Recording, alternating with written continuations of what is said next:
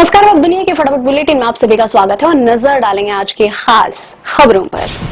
राम मंदिर को दान में मिली वस्तुओं के गायब होने के विवाद के बीच राम जन्मभूमि तीर्थ क्षेत्र ट्रस्ट के कोषाध्यक्ष गोविंद देवगिरी ने एक वीडियो में वस्तुओं को दिखाया। कहा, सोने के रामचरितमानस, काक भुसुंडी की प्रतिमा के साथ ही राम जी के अन्य आभूषण पूरी तरह सुरक्षित हैं।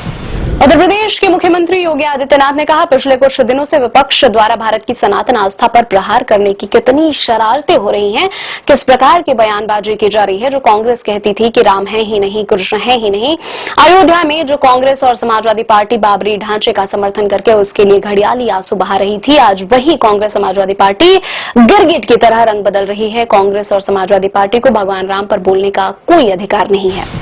एक के बाद एक हुए सीरियल धमाकों से दिल्ली सीरिया की राजधानी दमिश्क सीरियाई दौरे पर आए फ्रांस के राष्ट्रपति इमैनुअल मैक्रों के होटल के बाहर भी एक जोरदार धमाका हुआ। बम धमाकों से पूरा इलाका थर्रा उठा और आसमान में धुएं के गुब्बार साफ देखा गया। फ्रांस के राष्ट्रपति इमैनुअल मैक्रों के कार्यालय ने कहा, मैक्रो पूरी तरह सुरक्षित हैं।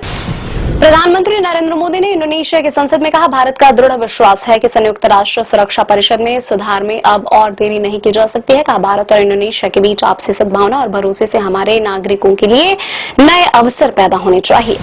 दिल्ली हाईकोर्ट ने मंगलवार को सोशल मीडिया पर शुरू हुई मुहिम कॉकरोच जनता पार्टी के एक्स हैंडल को बहाल करने का आदेश दिया है। कोर्ट ने केंद्र सरकार के अकाउंट को ब्लॉक करने के आदेश को रद्द कर दिया है। फैसले से अभिजीत तिब्के की पार्टी को मिली बड़ी राहत। केरल के वायनाड में भारी बारिश के बाद सुरंग निर्माण स्थल के पास भूस्खलन हुआ। एक की मौत, 7 लापता, 3 लोगों के सुरक्षित बचा लिया गया है। वहीं कई श्रमिकों और पर्यटकों के मलबे में फंसे होने की आशंका है।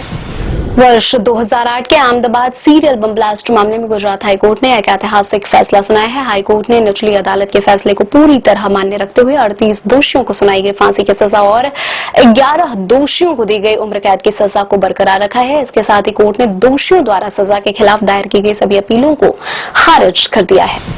नीट परीक्षा में कथित गड़बड़ियों को लेकर शिक्षा मंत्री धर्मेंद्र प्रधान के इस्तीफे और सरकार की जवाबदेही की मांग को लेकर जंतर मंतर पर कॉकरोच जनता पार्टी का विरोध प्रदर्शन मंगलवार को 18वें दिन में प्रवेश कर गया। वहीं सोनम वांगचुक की अनिश्चितकालीन भूख हड़ताल का 10वां दिन है। सोनम का वजन 10 किलो कम हुआ है।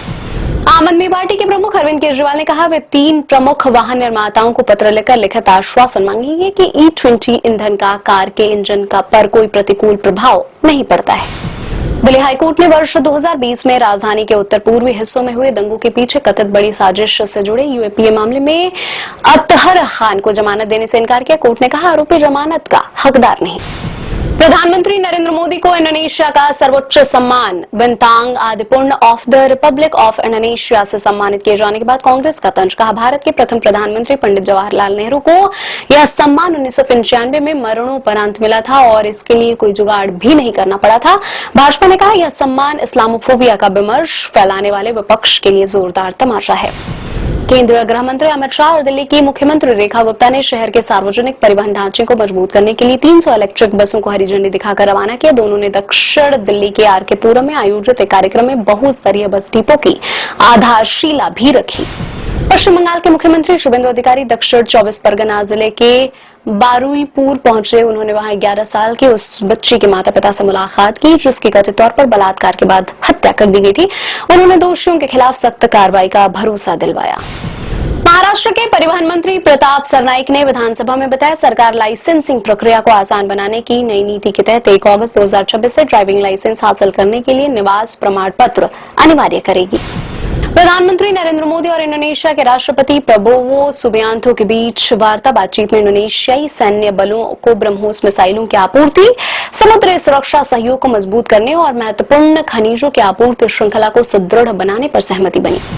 अभिनेत्री अंसीबा हसन को त्रिपुनिथुरा महिला प्रकोष्ठ में गैर कानूनी तरीके से हिरासत में रखने और परेशान करने के आरोप में मलयालम अभिनेत्री लक्ष्मी प्रिया, उनके पति जयेश और एक महिला पुलिस अधिकारी के खिलाफ मामला दर्ज किया गया है। हिल पैलेस पुलिस ने प्राथमिकी दर्ज की है। पाकिस्तान के बलूचिस्तान प्रांत में एक पुलिस चौकी पर आतंकवादी हमला। अधिकारियों ने बताया, इस हमले में कम से कम 9 पुलिसकर्मी मारे गए हैं।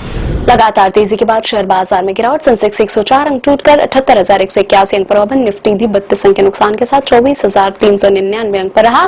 डॉलर के मुकाबले रुपया 49 पैसे चढ़ा। इस शुक्रवार एक बॉलीवुड और 2 हॉलीवुड मूवी डबकर रिलीज की जा रही है। निगाह अजय देवगन के स्टारर कॉमेडी फ्रेंचाइजी धमाल 4 पर है और बॉलीवुड को इससे काफी उम्मीद भी है। इसके अलावा मोआना और इविल डेड पुल जैसी मूवी भी इस शुक्रवार को सिनेमाघरों में आएंगी नजर। अमित रॉय, जिन्होंने सफल फिल्म ओ माय गॉड 2 बनाई थी, अब वो ओ माय गॉड डॉग लेकर आ रहे हैं, जो 31 जुलाई को प्रदर्शित होगी। इसमें आदमी और कुत्ते के बीच बिना शर्त के प्यार और वफादारी को दर्शाया गया है। फिल्म में पंकज त्रिपाठी, पवन मल्होत्रा के साथ 250 कुत्ते नजर आएंगे। ये थे आज के फटाफट बुलेटिन। ऐसे ही ताजा अपडेट्स के लिए बने रहे हमारे साथ, यानी कि विजिट करें वेब दुनिया पर।